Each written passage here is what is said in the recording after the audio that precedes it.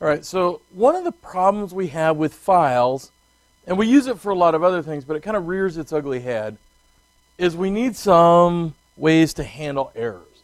So we have a wrong file, we get to the end of the file, and we have an issue. We need some way we can handle some errors and what is going to happen when we have those errors, and they will inevitably happen. So it's just really a good way to do things. Now, the book on page 205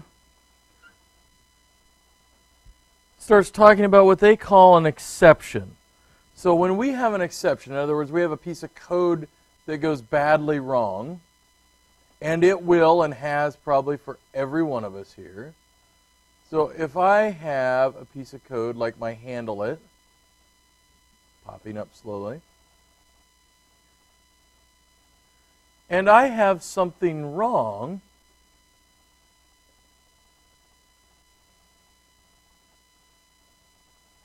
so I put in the wrong file name. So now I'm going to run my file, and immediately it brings up some kind of an error. And we can use those to troubleshoot, but it's a little bit embarrassing when that is our main focus as the program. We say, oh, great, I just sent this out. We wanted to maybe test something, and my user said, oh, you have an error. So in this case, it says file not found error because we try to do read it instead of read underscore it. So you can see that we have a couple of ways that we can deal with this. So if I look on page 207, we can show the different types of exception errors or different ones we can see. And that's not an inclusive list, obviously. But some of those make some sense. So we're trying to open a file. It doesn't open, so an I/O error. All the way to the bottom, a zero division error. So when we try to divide by 0, we know that we're going to end up with an issue. So one of the easiest ways we can do this, I'm going to start a new program here. So we can tell Python to try something, and if we get an exception, then tell us something different. So we're going to call this one our fix an error program.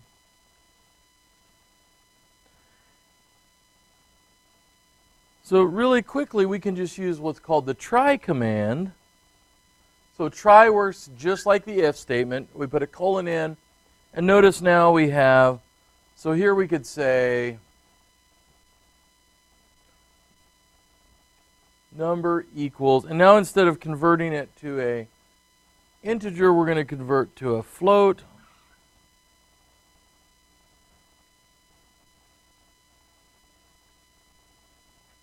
And so if somebody puts in something wrong, enter a number.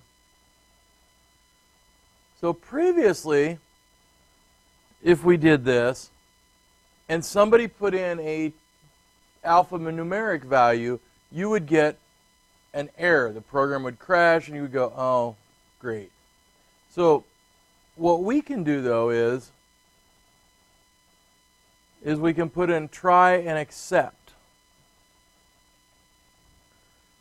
So if the accept doesn't work,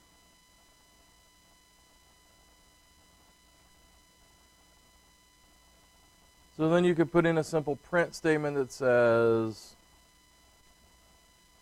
that wasn't a number. So it's just an easy way to do this. So we can run this one. We have to call it something. Make sure I put it in my documents and under Python.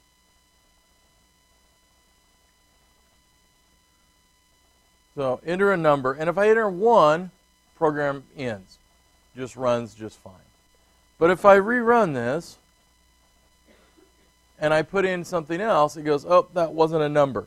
Because it saw that error, and it actually closed out of it. So if I did the same thing up here, just so we can demonstrate what the difference is. So I'm going to take that input, and I'm going to put it right up here, so you're going to ask it twice. Enter a number, and I enter ABC. It's going to give me an error. So this just gives me a quick, easy way to deal with that. Now, I don't solve the real problem of I need to get an error or get a number, but it gives a quick way that we can solve an issue with user input.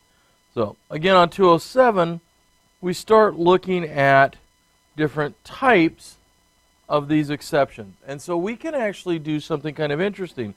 We can use those try and excepts for different types of errors. So we can narrow down what kind of an error it is. So we don't have to just have a single type of error. So we can change this just a little bit. I don't want to read it. I want to close that one out. Too many pieces open here. So we can do a try and except for all conditions, but what we may want to do is narrow it down to a value error. So in other words, we get the wrong number in, so we're going to say that's an except, but we're going to add the word value error. And notice it turns that purple, says, hey, we've got some piece of code that we're using in there, and it's accepting it. So now it'll only error out on that particular code. So we could put in another one if we wanted to. So you could have an except, and in the case of space in there, maybe we had an I/O error, and again turns purple. You could put in the file was not found.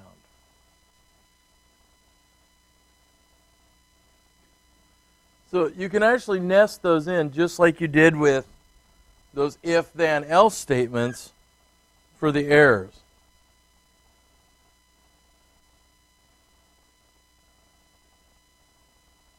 So delete a little piece of this here. So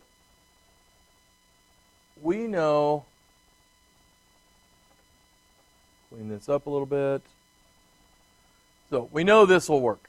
We tried it. We figured out that one actually worked really, really well. We know that we can do it for the value error. So again, we have very similar code. Now we're trying to convert it to a float. And now it will only work if it's that value error. But maybe we want to make this a little more complex, our error trapping a little more complex. So we can check inside of something by using a loop. So let's take an example here. So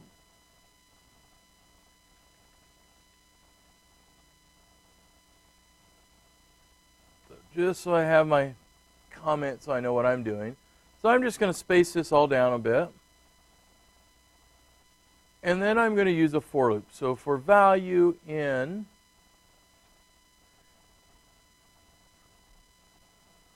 and I'm going to use a blank. So remember, none is not really anything, so we can always use that to start our loops if we wanted to.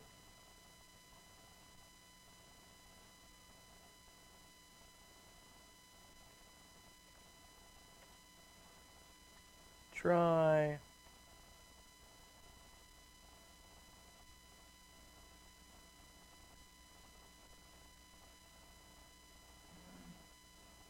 And we want to do value.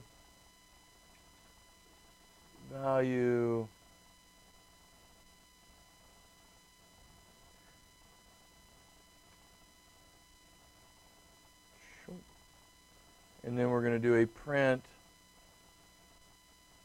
going to convert it to a float, a value. Now, we want to have a couple of them so you can actually nest those together. So we put a try in. So it will try that attempt. If it errors out on, now we can do it on type, capital T. Notice it turns purple again, and on a value error. And those capitals on those are important because otherwise they won't recognize that as a key word. And then we can do the print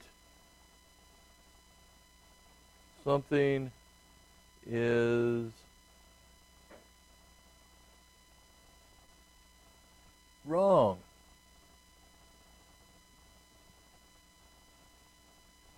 So we can do it with multiple types even.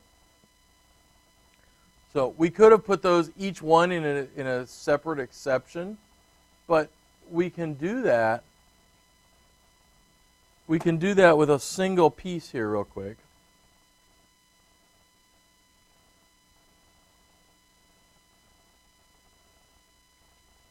So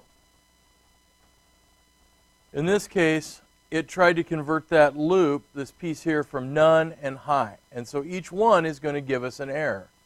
Something's wrong, something's wrong.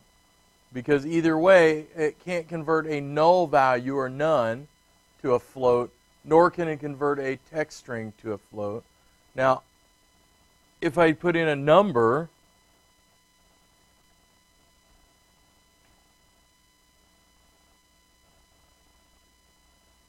there it would convert 34 to a float or a decimal number.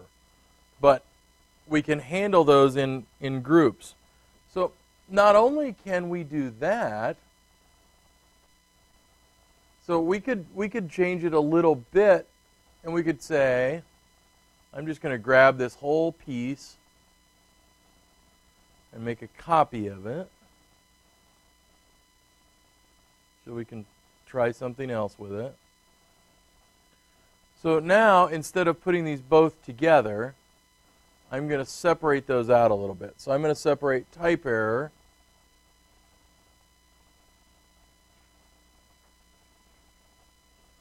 So type error, that tells us it's the wrong kind of number.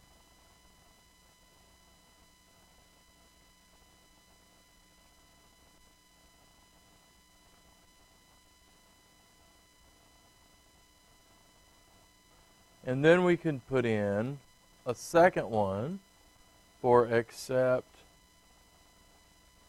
value error.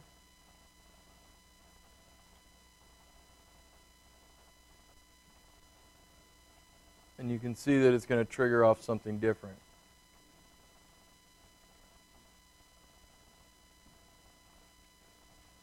So we could actually see which type of error we get.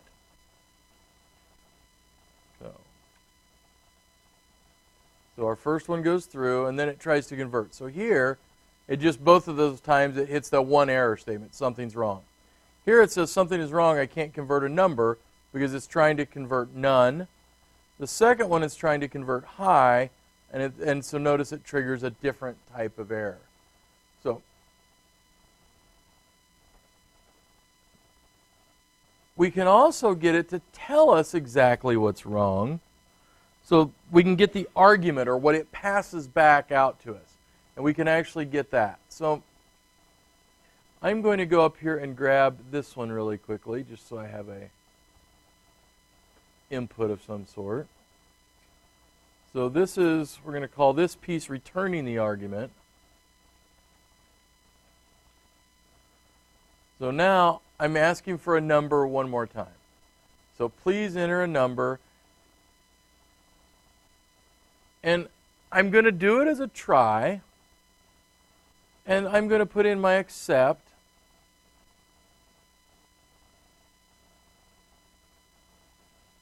So,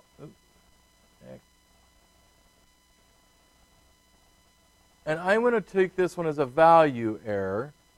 That seems to be the most common thing we do. But I'm going to add one additional piece. So I'm going to add an as. and I'm going to add a, so I'm going to say accept value error as error. And so what it's going to do is take that argument that it got, and so if I get something wrong here, I can now print out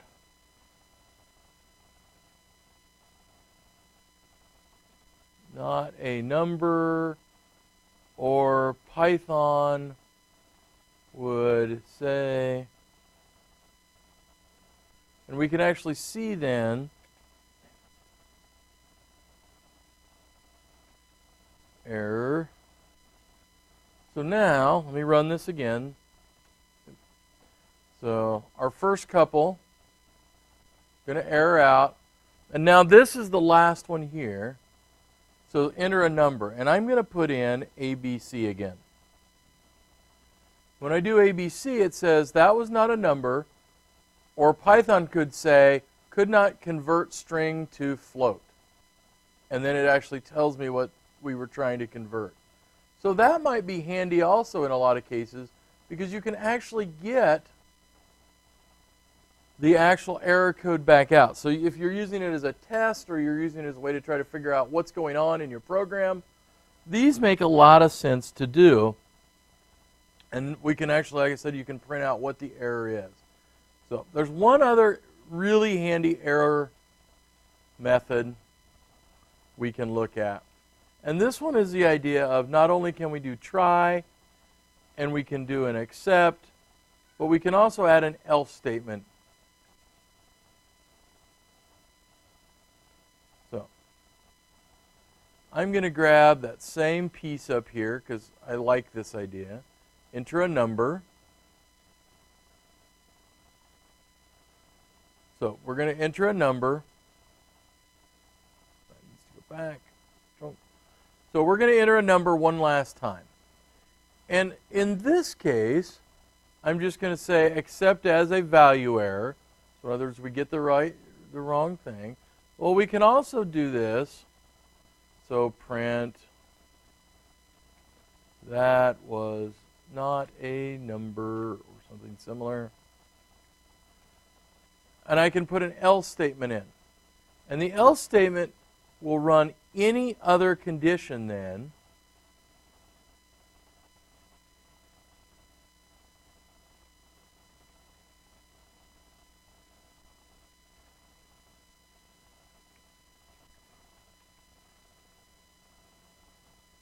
So in this case, I just said congratulations. And I didn't put in a quote mark.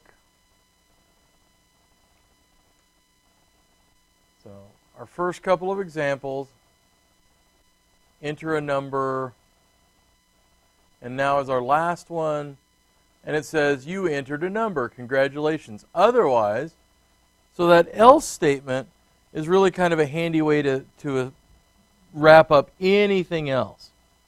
So if no exception, so if we don't have any exceptions, and we could put multiple exceptions in there, you could still have an except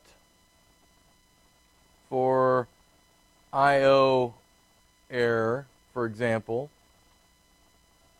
It's not going to stop this else from running if none of these get raised. So you could put every different type of those in there. So if I look on table 7.6 on 207, any of those errors, so if we use the dictionary, there's a key error for a dictionary that's kind of handy if we're using that structure. But the value error and the zero by division are kind of one of those that we see a lot. You'll have your code and somebody will put in a 0 in, hey, divide this number by whatever I input. We put in a 0 and you'll get an error out. So we have to anticipate what everybody will do, but these give us some, if the world goes bad, we still have a way to deal with it. So these exceptions should be something we're building into that idea of those functions. So once we build this function, we can put all these pieces in, those errors and everything else, because you don't have to put it in your code 10 or 12 or 15 times. Now you can have that function stand alone. So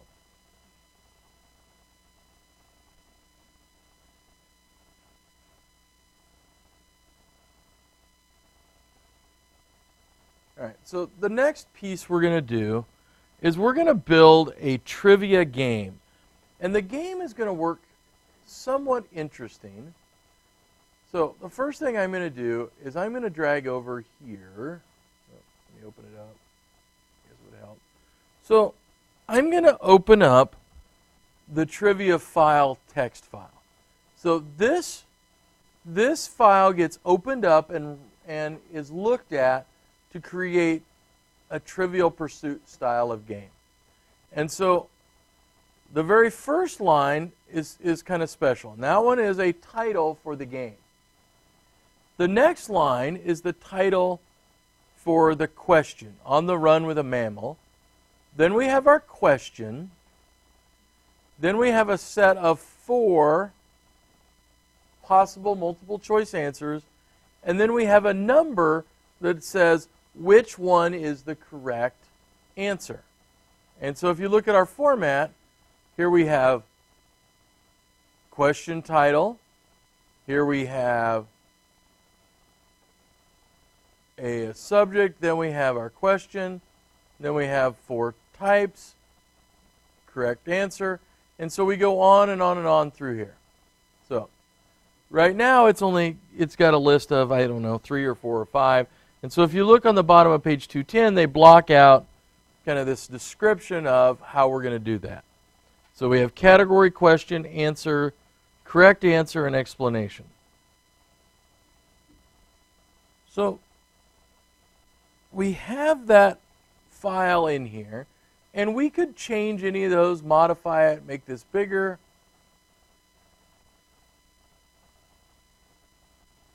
So you'll end up on the emu.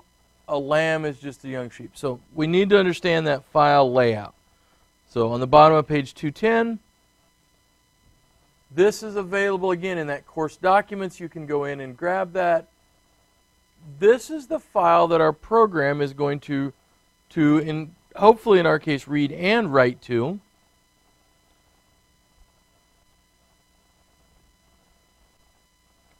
We're gonna recreate this program to do that. So the first couple things we want to do is we want to think about how we're going to do this, and we want to break it into functions. So we know our entire program. We really want our entire program to consist of, we know we need our input at the end to hold it open, and main program, we're going to call a function called main. And main is going to then set up here, so we're going to define main. And main is going to be the program or piece of the program that's going to call all of the other functions through there. But we need to figure out how to get some of these things open. So on page 212, we start looking at that idea of what kind of things can we do. And so one of the things we're going to need to do is we're going to need to open a text file.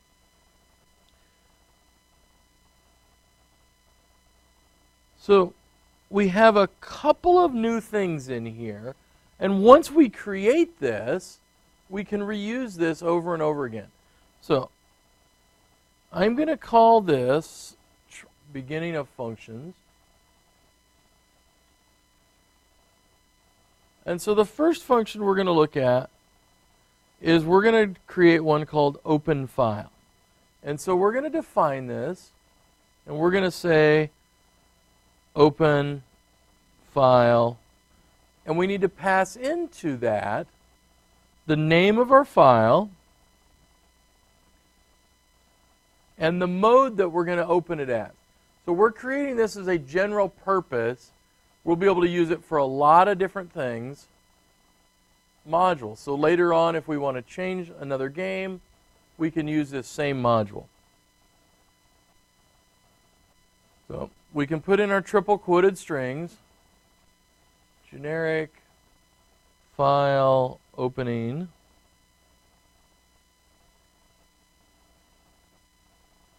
But what we're going to add into this one is we're going to do everything inside of a try statement. So we're going to try.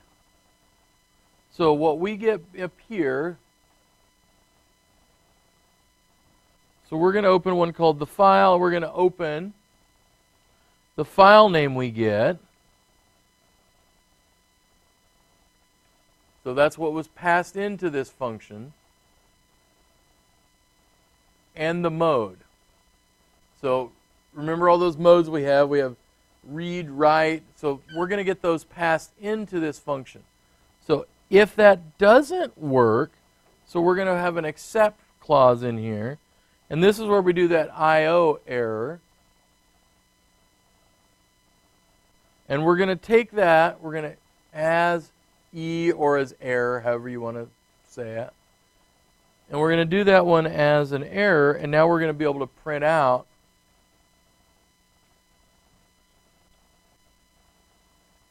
I was unable to open the file.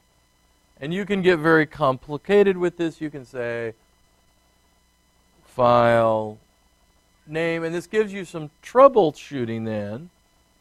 File name, comma,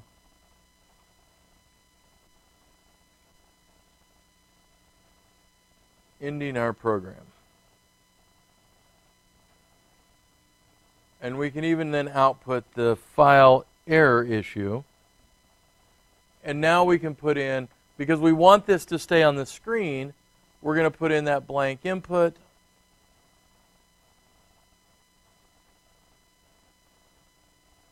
So now if it tries to open that file and errors out, now we're going to add one more thing.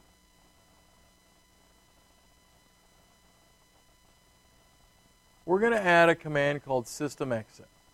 System exit, though, doesn't normally, so if I tried to run this now and we'd actually run the open file, it would give us actually an even bigger error because system exit doesn't exist yet. So here I'm going to put in my imports. And so we may put in import random. We may use that one. And we're going to import a file called sys, or a library called sys. So import random and import sys. And we generally do those above where we list our functions out. So this works great. We try it. And we have one more piece we need to put in there. So because we think that the program worked, so we can put in an else clause. So if we don't get any error, then we're going to return the file back. So whatever we opened up, now we get back into our program. So easily enough done. So generically, we want to get data out of this file, and we want to do it one line at a time. One character doesn't do us a lot of good, and we don't necessarily want to read the entire thing in at once because it may be too big. We could put in thousands of questions in here. So we want to create a function that we can get just one line of text at a time. So we're going to define another function. We're going to call this one the next line. And we've already discovered that we're going to call it the file. And that, so we opened it here, and now we're going to use it in this next function. So this one is going to, if I use the triple quotes, we can say return the next line in the file.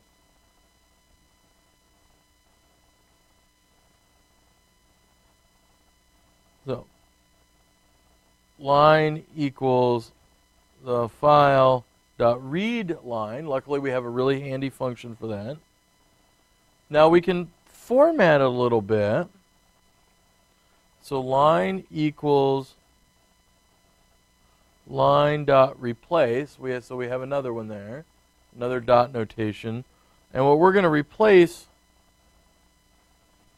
is, because of the way we store characters in there, we're going to replace a slash with a new line character. We can't store that new line character directly in our text file to be able to use it. So, chunk. And we're going to replace it with,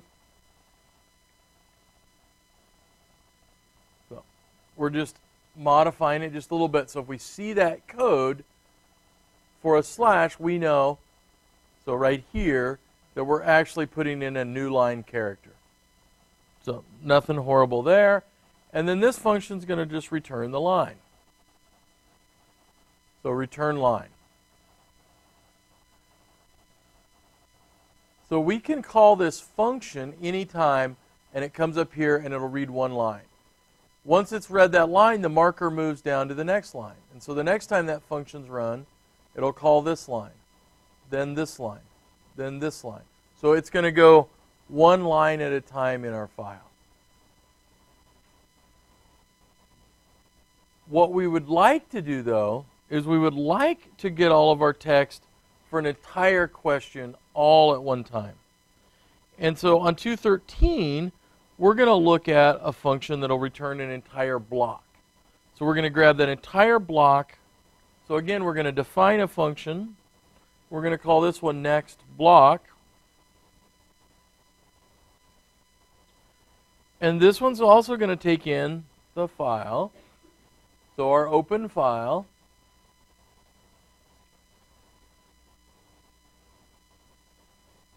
Returns entire block for the questions.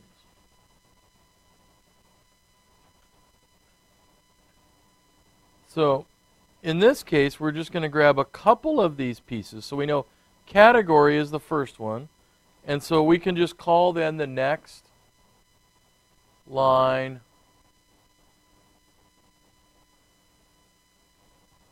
So notice from here, we just called in the function next line, and we assigned it to category. So if I look at my structure, and I'm going to do this really quickly because that'll be kind of handy.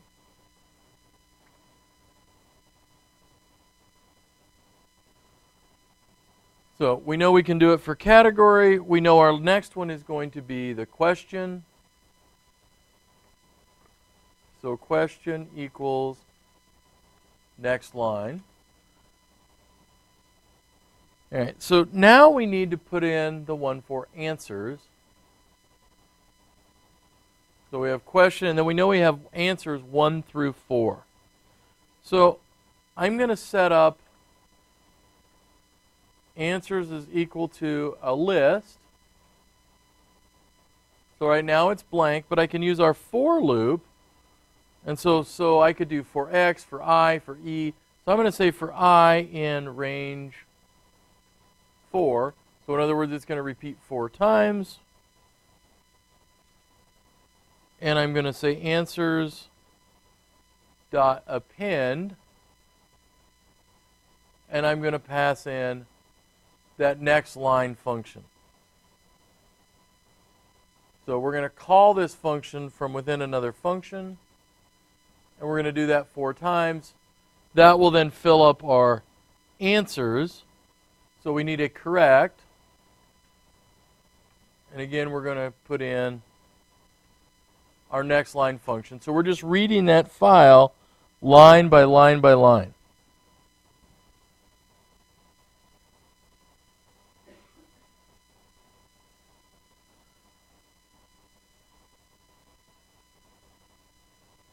So we have an explanation in here. So again, that's going to be our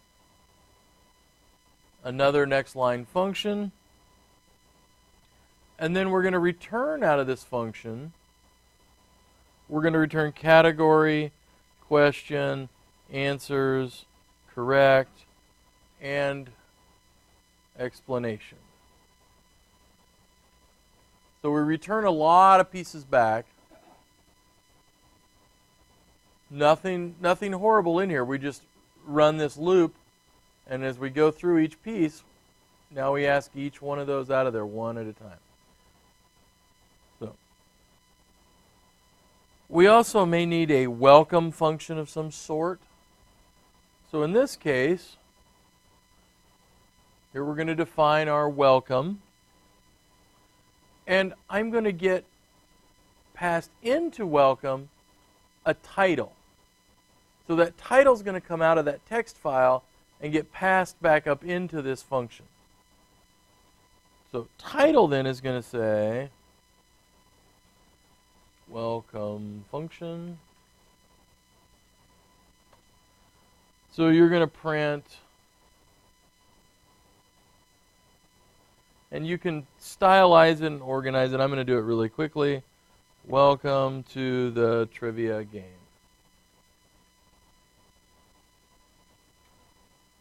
And in this case, we're going to print then, in this case, they've done a couple of tabs. And we're going to grab title.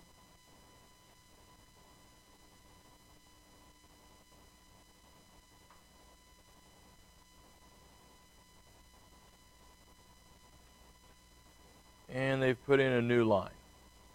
So that's all that one does, is that comes up and says, welcome to the game. You could put in instructions. You could do all different kinds of pieces. So our main function, we're really ready for that now. So we can do a couple of the pieces in it. So the first thing our main function is going to do is it has to set up a couple of things. So trivia file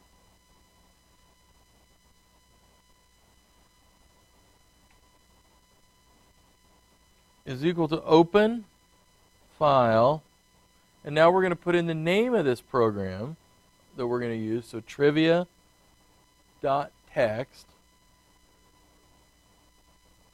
and we need to open the mode.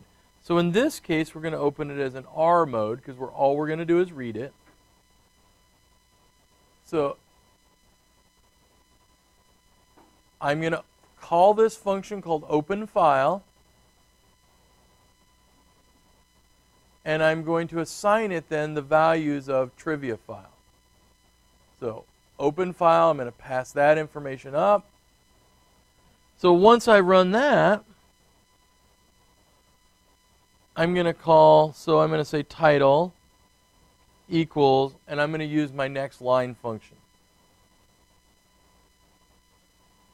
And so my next line function, the first thing it's going to grab is it's going to grab this very top piece off of here. And it's going to move that marker down to the second line. So we're going to grab that. So now we can run the welcome function and pass in title.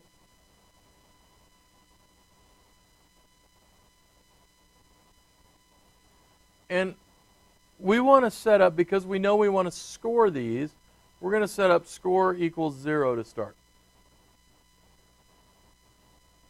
Always a handy thing to do.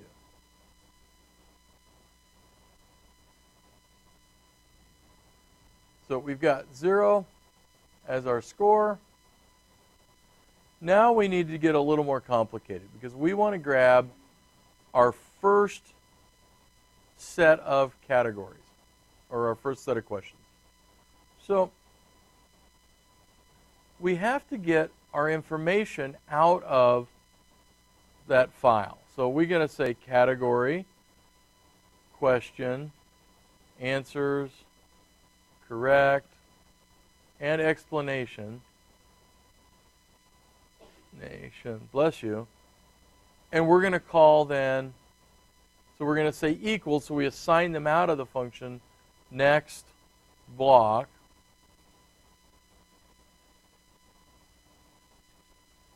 So this is where we run that first time.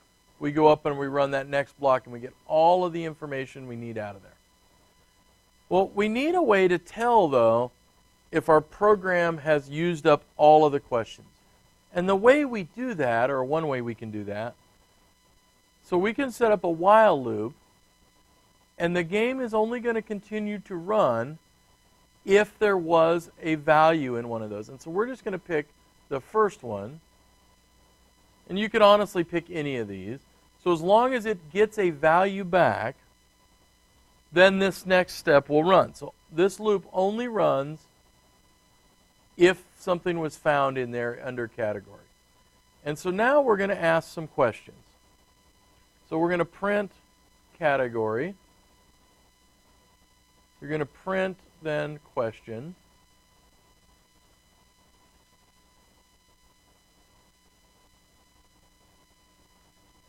You need to print the questions, and for that we're going to, or the solutions. So for that we're going to create a really quick loop.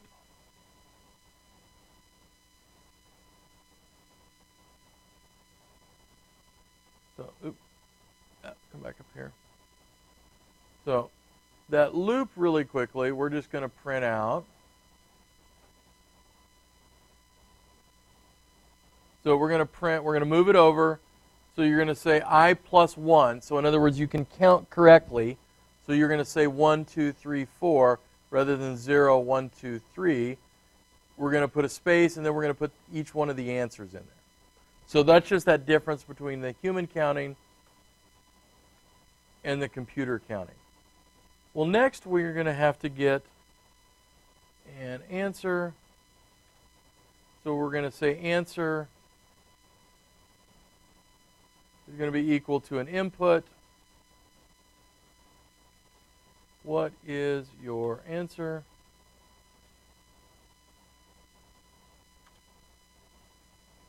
So we need to check then to see if that answer is correct.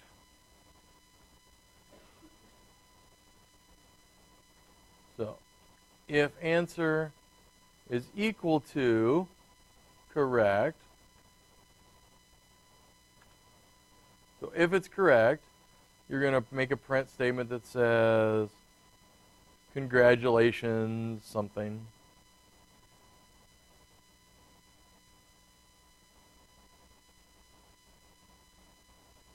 So you're going to put a congratulations statement in. Otherwise, you're going to print a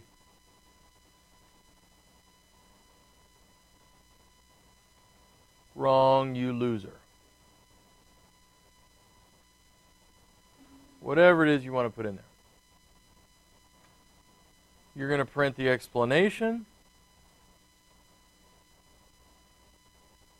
So now you're going to explain what the question was. And then you're going to print a score.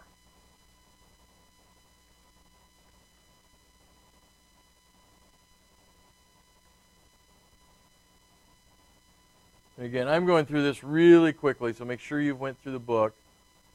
So in this loop then, we got this first. So this from our structured code is at priming the pump input. We need to get another set of those now that our loop is ran. And so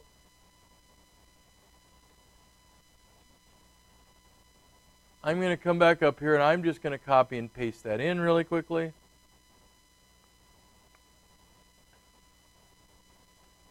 And so this will then go back. Now we're inside the loop. We've changed our sentinel value, or hopefully we've went up and we got it and we grabbed it once. So another piece we need in here, just for good programming, and it's not really going to cause any issues or errors on this program, but we do need to make sure we close that file. So we're at that main function, so we need to make sure we close our file that we opened.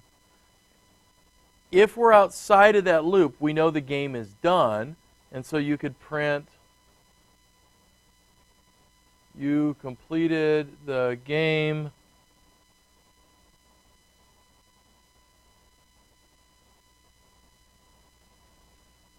Print your score was score. And so we can end the game that way. So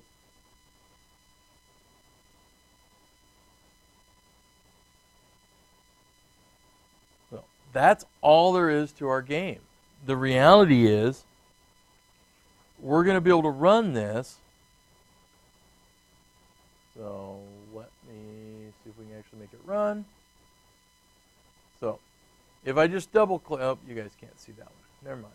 Let me do it this way so you can see it on the white screen.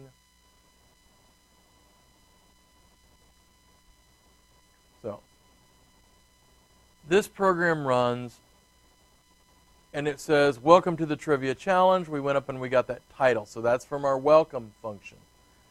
This is then, if I look back at our text block, so if I look on page 210, this is our category. An episode you can't refuse. Then we have our question. Let's say you turn state's evidence and need to get on the lam. If you wait too long, so I'm going to put in an answer. I'm going to come down here. My answer is 4. So I'm going to try to see what happens. If I enter number 6, what happens? If I enter 6, it just says, nope, you're wrong. And it doesn't form a loop so that I can go re-enter an answer. So we could make this better. You could create a loop that would try to different numbers and say, nope, you're outside of the range we requested. I'm going to try to put in ABC on this one and see what happens. And again, it just says wrong. So it has that, at least it has the ability to try things, but it just assumes you picked the wrong answer. So that was the last question. Your score is 1. So build this program. We can try this. So you could try right up here. You could say, an episode you can't refuse, or why we need to do homework. So I'm going to save this. And now if I run this program, go right through it. Now it says, welcome to Trivia Challenge, an episode you can't refuse, or why you need to do homework. So you can see that it's pulling out of here dynamically. Well, this gives us a fairly short program. So in effect, we've got it in that structure we talked about where everything's in a function, including all of the coding. So the only thing we really have in our mainline program is a function called a main, our input to hold open our program, and way up at the top where we imported in a library. Everything else is set up as functions. And we can reuse these functions in other games, other tools. So our challenge for you then, after you've built this, back over here to the assignment for this week. So our assignment this week is a little more complicated this week. So you have that existing program. You really should build it and make sure you understand how you run it, but it is available on that course documents folder. If you haven't extracted those, make sure you do that. So this week, a couple of notes. You have to turn in both the PY file and your trivia text file. And the reason for that is we're going to probably have you change that text file. And so if you only turn in the PY file and I don't know what's in your text file, I can't score that. So we're going to modify the game so that each question has a unique point value associated with it. All right. The player's score should be the total of all of the point values answered correctly. You will also transform the high score system so that it maintains the scores in a file. Oh. So we're going to add a couple of pieces to this. So this scoring, you're going to have to add into this text file a value that you can access that will give you a score for each particular one. So maybe, so we know that that's our title. So I'm going to block down one. And maybe I think this one's worth 10 points. And I need to create that structure that I know where I'm going to put that and how I'm going to pull it back out. So I'm going to put it at the end of this, and I'm going to put in 10 points for this one. I'm going to put this one as 15 points. Maybe this one is 22 points.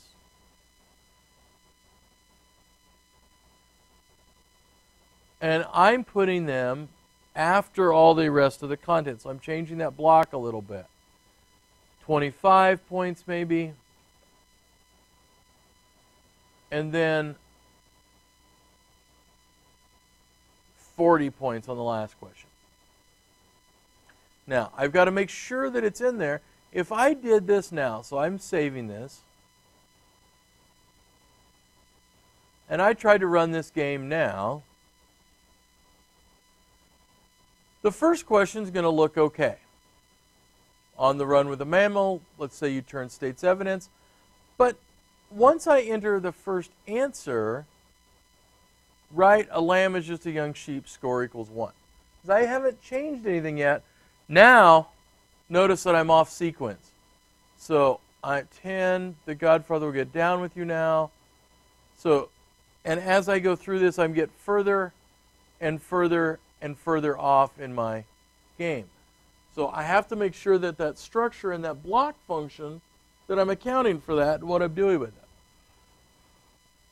So what I would do, if I were going to do this, and I'm assuming that I'm going to put this as the last item,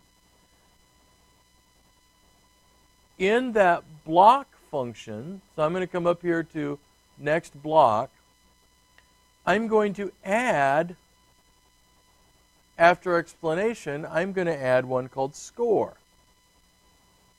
or scores, whatever number you want to call it. So scores equal, and then I'm going to do that next line. Oops.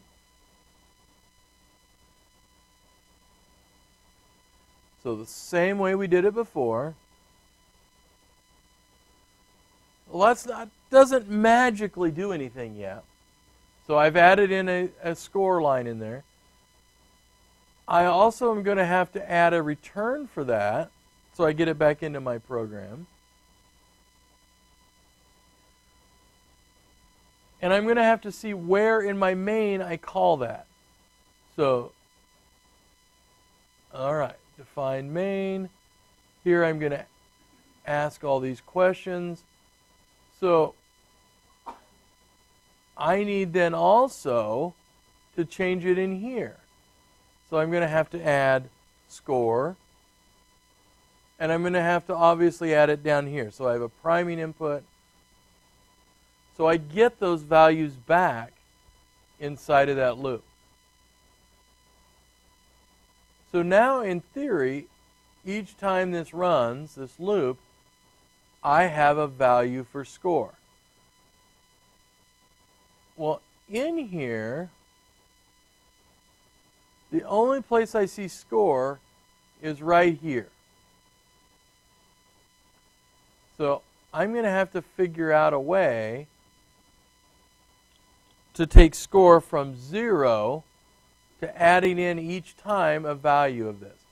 So maybe I really need to do something, not score, but I need a different variable so that I can add them together. So maybe I need to call that score question. Might be one way to do it. I have to make sure I do it the same though. So score question. And you'd think, well, all right, you need to go back in and change it in your function here, but the function is just going to pass back a value. So we don't necessarily need to change it in there. And now I could change this, instead of saying score equals score plus question.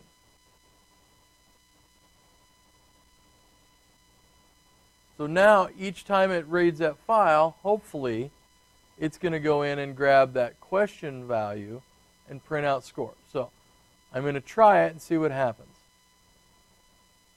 And I get an error somewhere. So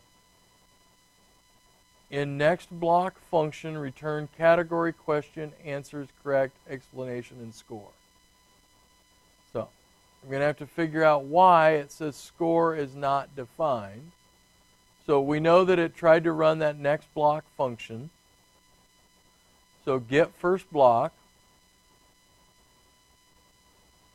So it tried to grab category, question, answers, correct, exclamation, and score question.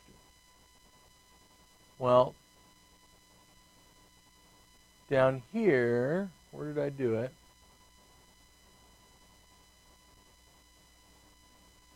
Where's my file function? Next block function. So, score.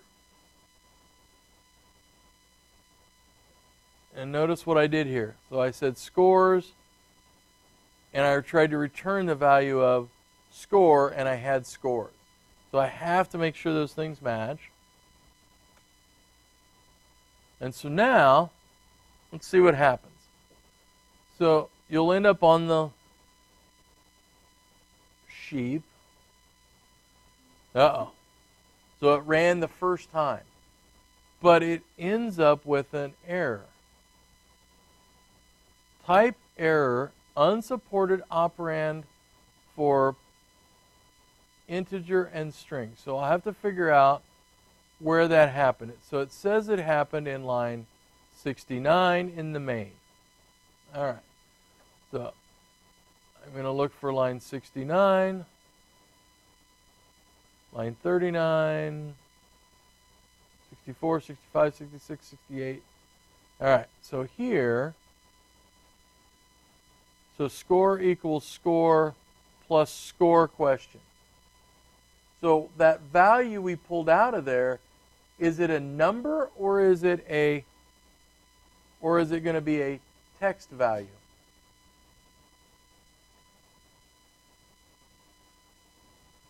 So maybe we need to take this and take it to the integer function and convert that. So we'll try that again.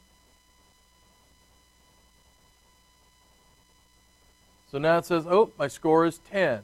Great. So now we have an audience. How would you like to address him? So that's obviously Mr. Brown. Score is now 25. What business would you be in? 2. And so notice now we're actually getting a score.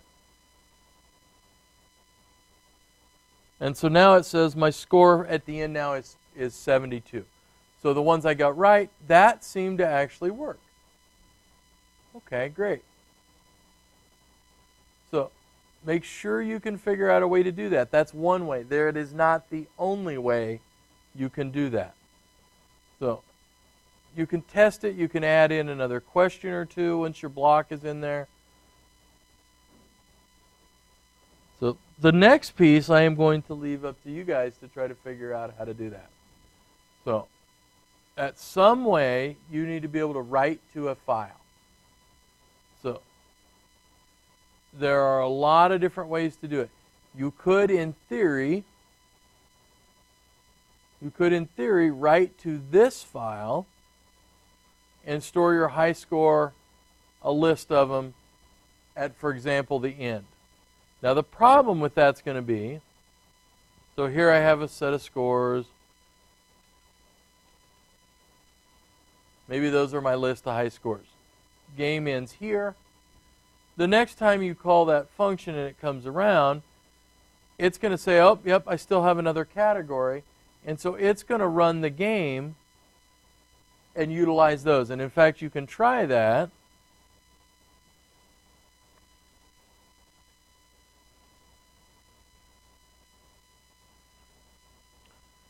So I'm going to save this.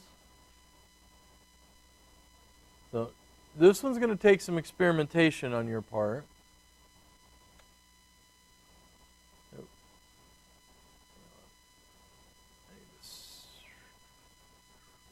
my code file? You entered a number. Congratulations. I have too much stuff up here.